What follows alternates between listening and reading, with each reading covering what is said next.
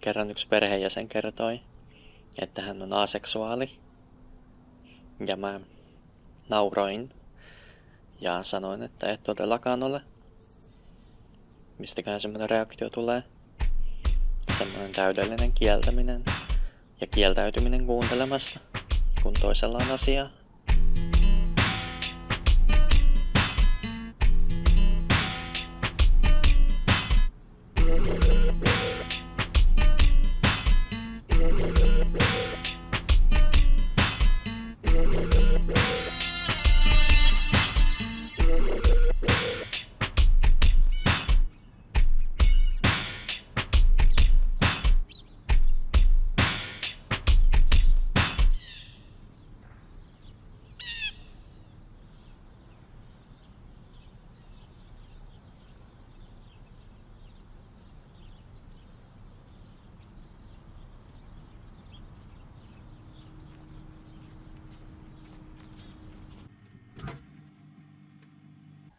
Tiedätkö, kun jääkaappiin katsoo ja toivoo, että sinne olisi ilmestynyt jotain, se on niin kuin videopelissä sellainen save point, ja sitten kun sen tekee, niin sitten voi jatkaa mitä ikinä on tehnytkään.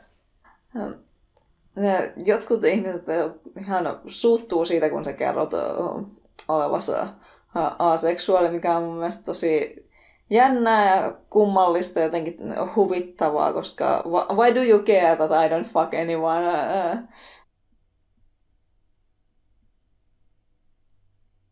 Kaikilla sillä niin kuin muilla luokkatovereilla oli niin kuin jotain ihastuksia johonkin poikaan ja tätä tyyliä niin kuin, mä en niin kuin, oikein tuntenut mitään niin kuin, tällaisia asioita, mutta silleen, niin kuin, koska yritti kuulua joukkoon, niin sitten mä niin kuin, mielessäni just silleen niin kuin, kävin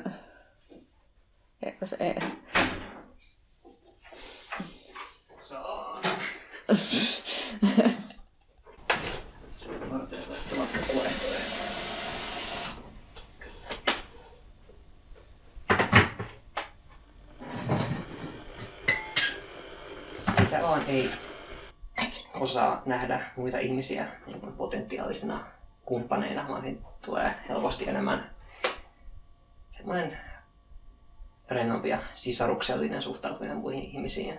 Mielessäni on vaan silleen niin kuin, pistin porukkaa riviin ja oli vaan silleen niin kuin enten niin kuin, että valitsin vaan jonkun tyypin sieltä, oli vaan silleen niin kuin, että no niin, nyt mä oon ihastunut tohon.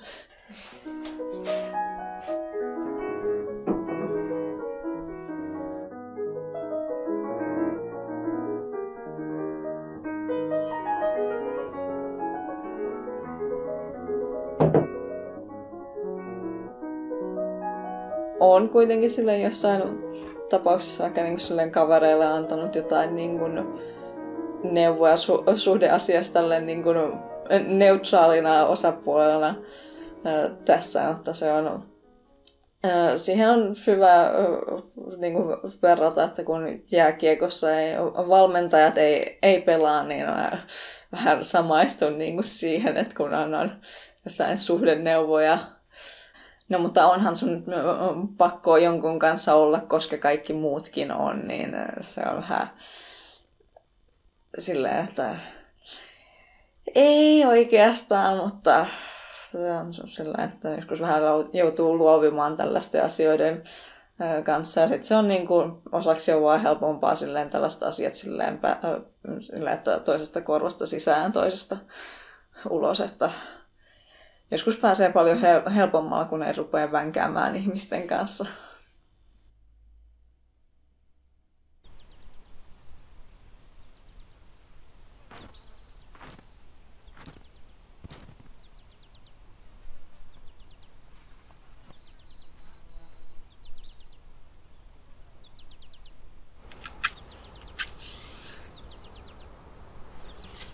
I've heard whispers in the cold prairie wind of something called asexuality.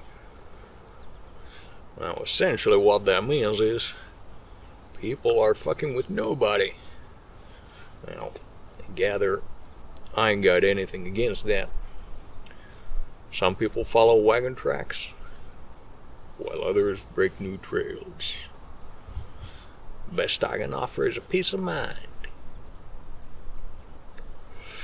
I'm your Huckleberry.